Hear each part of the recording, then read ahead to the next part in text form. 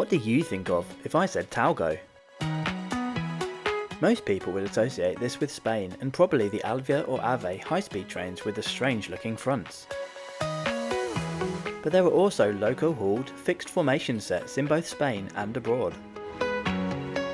They include sleepers in Kazakhstan, 250 km/h versions in Uzbekistan, and even 300 km/h versions in Saudi Arabia, ferrying pilgrims between Islam's holiest sites. But what do all these Talgo sets have in common? A distinct lack of wheels.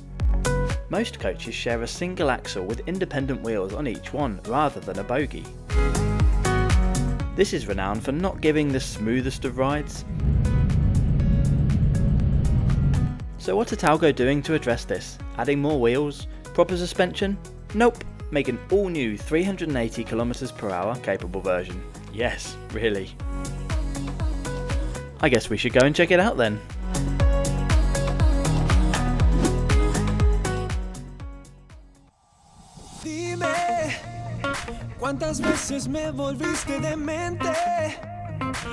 Today we'll be travelling from Madrid in central Spain up to A Coruña in Galicia, in the northeast of the country.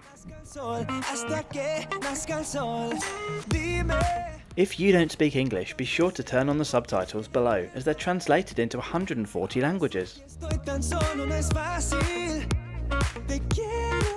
Let's not waste any more time and head to Madrid Charmatín station in the northern suburbs of the Spanish capital.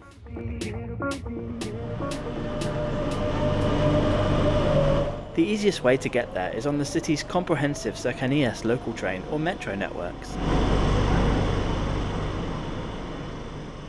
If you do come on the latter, leave a little extra time before your train and head down to the bottom level, where you'll find an exhibition marking the centenary of the system. On display are various old metro trains and other exhibits detailing its history. Entry is free, but it's only open on Fridays, Saturdays and Sundays to walk around, but you can see most of the rolling stock from the regular platforms at all other times.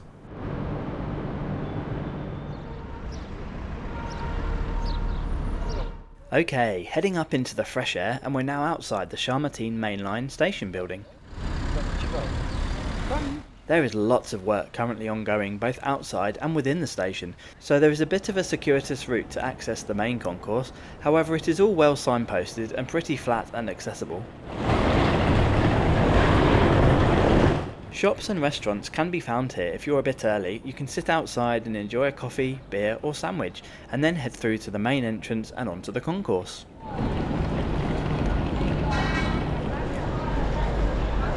To the left hand side here, you'll find a small cafe and the main ticketing facilities.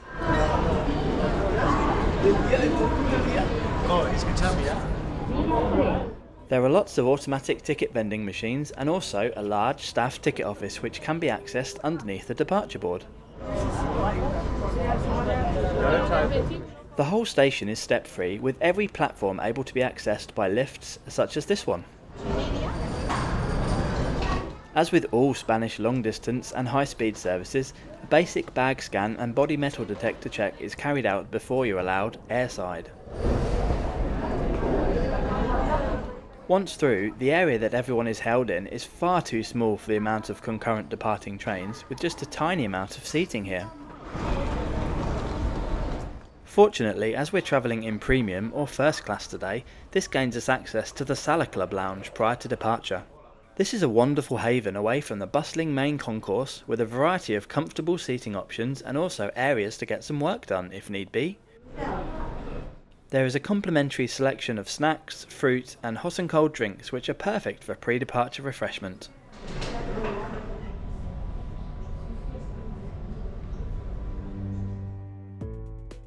Before we head down to the platform, let's check out today's route from Madrid Charmatín, Spain's bustling capital, up to A Coruña in beautiful northern Galicia.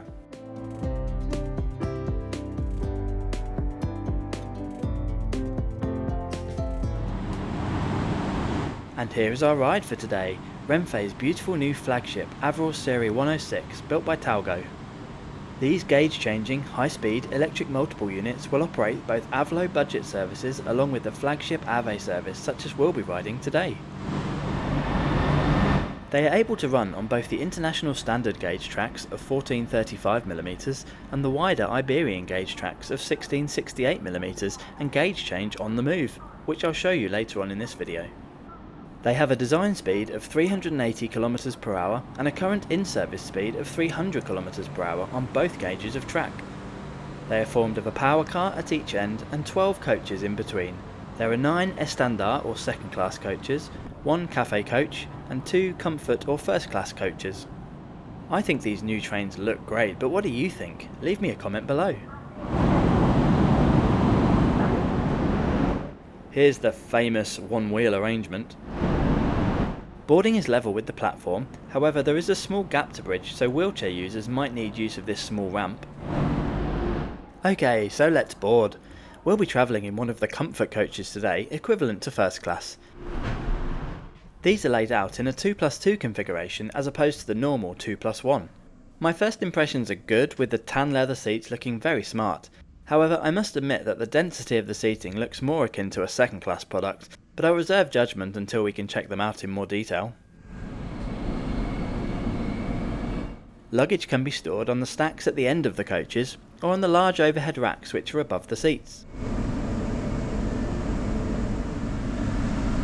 Scrolling digital displays are above the vestibule doorways, and these show the time, date, next station and speed information. A big thanks to OMIO for sponsoring this video. OMIO is a travel comparison and booking website that lets you see all the best deals from multiple modes and operators all at once. Let's take Madrid to Barcelona as an example. You can select your date and browse all available trains, buses and planes with prices. Select your preferred option, make the payment and the tickets are emailed straight to you. Click my link in the description below for the best deals today. Once again, a big thanks to OMIO for sponsoring this video. We depart around 10 minutes late at 2:51 PM on this 616km journey, which is scheduled to take 3 hours and 33 minutes of travel time. I paid €70.45 in comfort class with the premium service, booking 3 weeks before travel. This includes the lounge access and complimentary onboard food and drink service. The cheapest fare I could find for this class is €51.45, booking nearly 2 months in advance. Other fares include the Elige fare, which includes the same comfort class seat without the lounge access or onboard service, which starts from €32.50. Then the standard class basic fare, which starts from €21.45. I believe all these fares represent pretty good value for money for a high-speed service of 3.5 hours in duration. As we depart Charmatín station, we can see the ongoing track work, upgrades and improvements. And then just north of this, on the left hand side, is the Renfe depot, where trains and rolling stock are maintained and parked between their shifts. If you want ad-free early access to every video, great perks and to help me do bigger and better reviews, then become a channel member from just £1.99 per month. Just click the link above now, or the join button in every video. Thank you! Now, I need to talk ride quality. I've ridden high-speed trains all around the world, and on the whole, most new ones are exceptional. You get no concept of the speed you're travelling at because the ride is so silky smooth. That is unfortunately not the case with these trains. Even at relatively low speeds, the ride is distinctly bumpy and they're very noisy, mainly with bonking sounds coming from the carriage ends.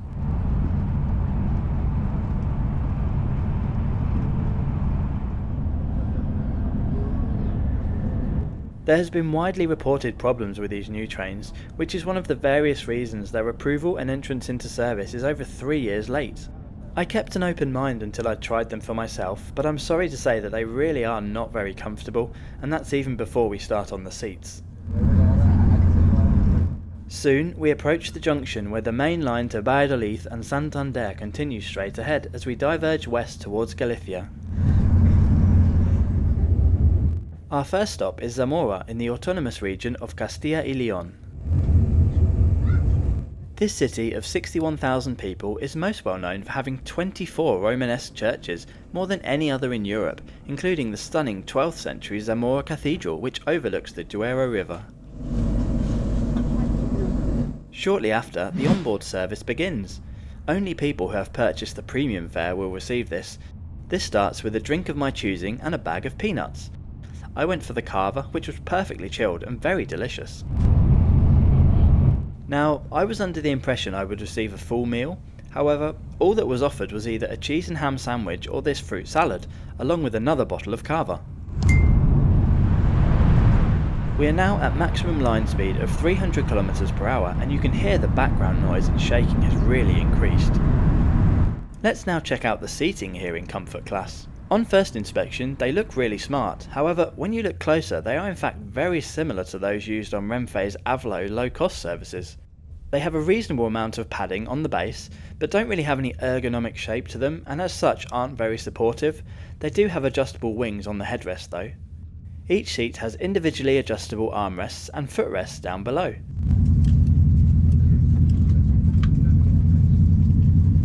There is a seat back pocket, along with a sturdy tray table which has extendable wings to make it plenty big enough for a laptop. Rounding off the seat's amenities are a coat hook, litter bin, 2 European style power sockets, personal reading lights up above, and a very effective sunblind on the window. Every seat features an entertainment system which has a limited amount of movies, TV shows and music available. Right, time to go and check out the rest of the train. Estandard or second class is probably where the most controversial decision on these new trains was made. It's in a 2+3 layout, something you never see on European intercity or high-speed trains. The seats are very similar to those in comfort class, but obviously have narrower width due to the increased density. I would certainly not want to spend any length of time in one of these middle seats. The train has 2 dedicated wheelchair spaces which come with companion seats. They can also be used for pushchairs or large luggage as seen here. The accessible toilet with baby changing facilities is located right next to this space. Other toilets can also be found spread throughout the train. These were pretty clean on the whole and fully working.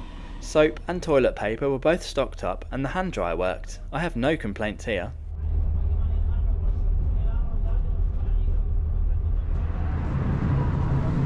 The cafe bar is located in coach 6. This sold a variety of drinks, hot, cold and alcoholic, along with sandwiches and small snacks. The prices were reasonable, and I'll put a link to the full menu in the description below. Alternatively, there are vending machines which also sell a selection of drinks and snacks. Payment is by card only.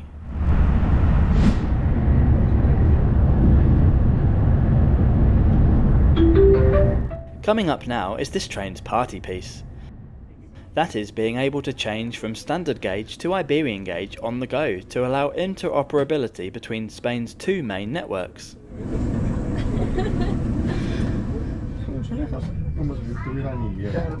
The weather has taken a turn for the worse as we diverge the standard gauge mainline just before Ourense and enter the gauge changing shed.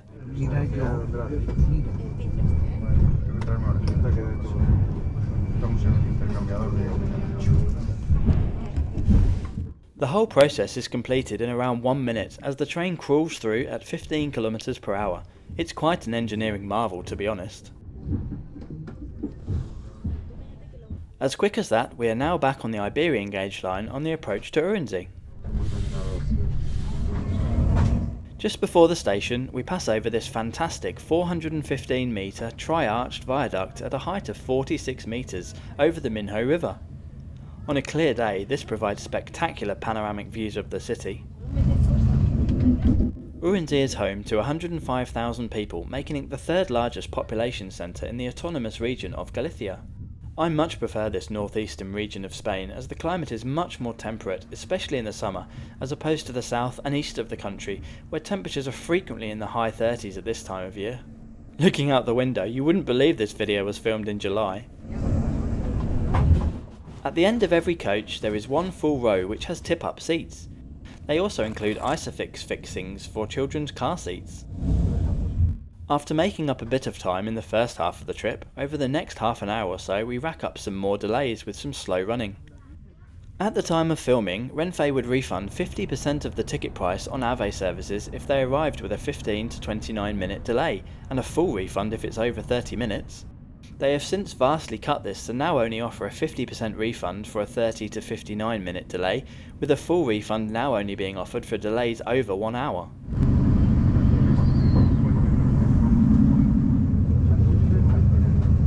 Our penultimate stop of this trip is in the holy city of Santiago de Compostela, capital of the Galicia region, and whose metropolitan area is home to 185,000 people. For nearly 1,000 years now, some 200,000 pilgrims travel to Santiago every year to pay their respects to the tomb of St. James, one of Jesus' apostles, which is located in the city's 11th century cathedral.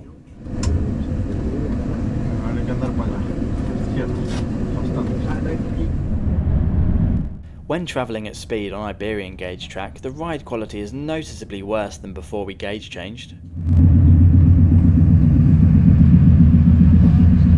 The bumps and bonks are pretty bad whether at high or low speed. Talgo really need to try and do something about this, as I was left with a headache at the end of the journey. We are now on the approach to A Coruña and running around 17 minutes late.